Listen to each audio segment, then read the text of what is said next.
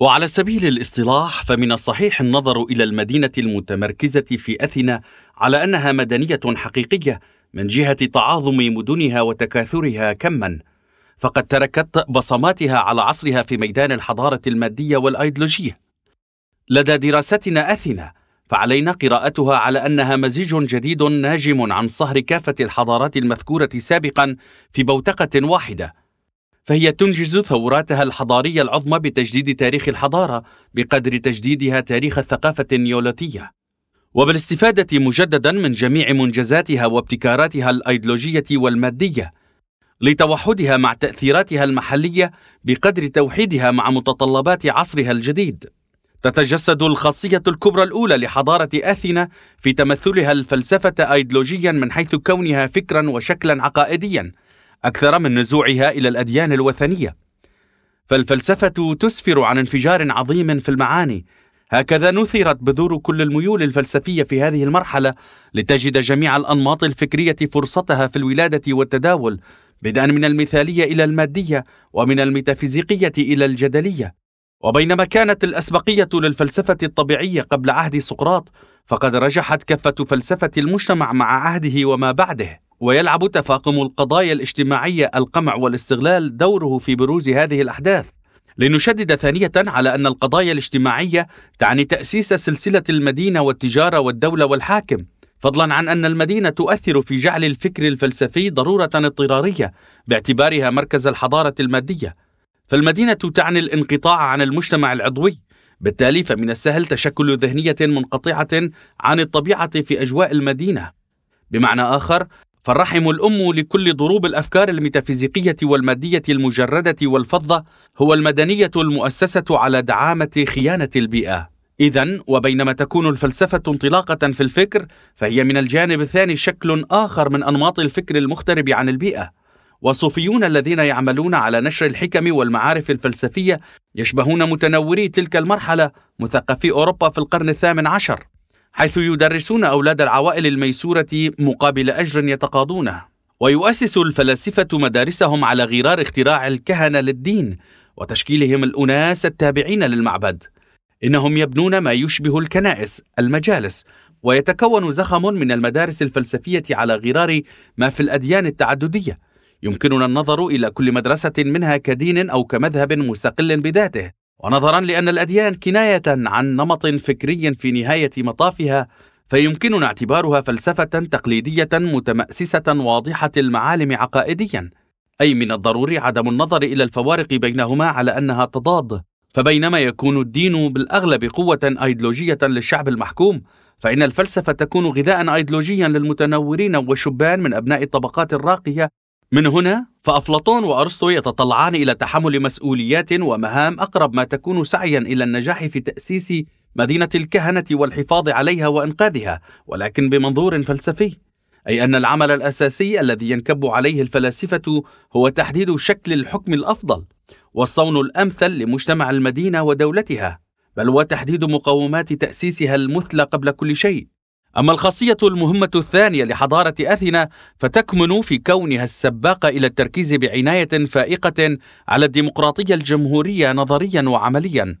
إن الديمقراطية مرحلة جد مهمة في عموم تاريخ الحضارة، لكنها ديمقراطية معنية بشريحة الأرستقراطية فحسب. فإذا وضعنا نصب العين تعريفها المحدود جدا لمواطني المدينة، نرى أنها لا تشتمل حتى على عشر المجتمع. مع ذلك فهو تجديد مهم حقا، حيث يؤدي دورا عظيما في تكوين وتطوير الفلسفة وفن السياسة. فالديمقراطية اصطلاحا تعني اهتمام الشعب بالسياسة، أي انشغاله بشؤون الإدارة والحكم.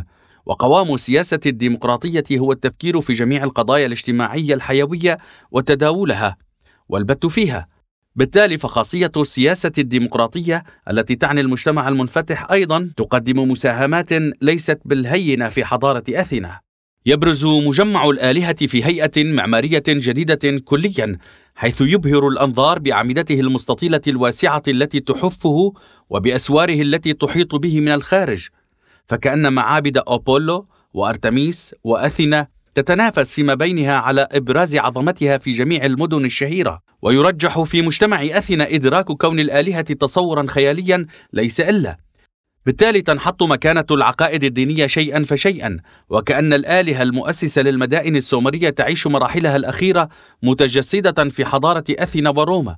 ومع الأخذ بعين الحسبان أن أثينا مدينة تأسيسية النواة، فقد سميت بهذا الاسم نسبة للإلهة أثينا مؤسستها وحاميتها، والتي تذكرنا بإينانا إلهة أوروك. هذا المثال بحد ذاته يضع البنان على أوجه الشبه بين الحضارات، ويشير إلى محاكاتها بعضها البعض كتقليد ملفت للأنظار.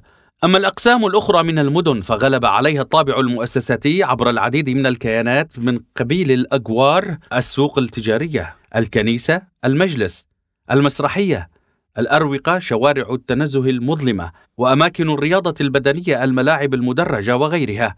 كما أنها شيدت مستوى راقيا من البنى، بحيث يخلو بعضها من الأسوار ويحتوي عددا ضخما من القصور الفخمة. إنها بنى شبيهة بقريناتها لدى الحثيين، لكنها تفوقها رقيا وتزيد عليها من حيث تعدادها السكاني. هذا وشهد تطور الآداب المكتوبة، بل ربما نحن أمام ثقافة أدبية هي الأعظم تاريخيا من جهة توثيقها ضمن المستندات المدونة.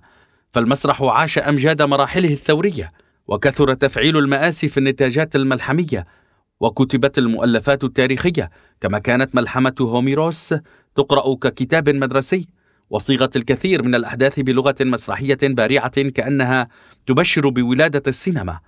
كما كانت ملحمة هوميروس تقرأ ككتاب مدرسي، وصيغت الكثير من الأحداث بلغة مسرحية بارعة كأنها تبشر بولادة السينما. وتطورت الملاحة البحرية والتجارة لدرجة أنها غدت ثاني حضارة مهتمة بالملاحة بعد الفينيقيين. كما برزت التجارة في مجتمع أثينا ولو بنطاق ضيق، وليس كمهنة مفضلة لتزرع فيها أولى بذور الرأسمالية، حيث تبدو وكأنها ستنتقل إلى النظام الرأسمالي، فيما لو قامت بنقلة أخرى إلى حد ما. هذا وتطور فن العمارة أيضا فيها، إذ تثبت بنى المدينة ذلك كفاية، وأحرز فن النحت مستوى أقرب إلى النموذجي، بالإضافة إلى المشاهد الآخذة التي تحيي وتمثل الأحداث الميثولوجية ببلاغة حاذقة.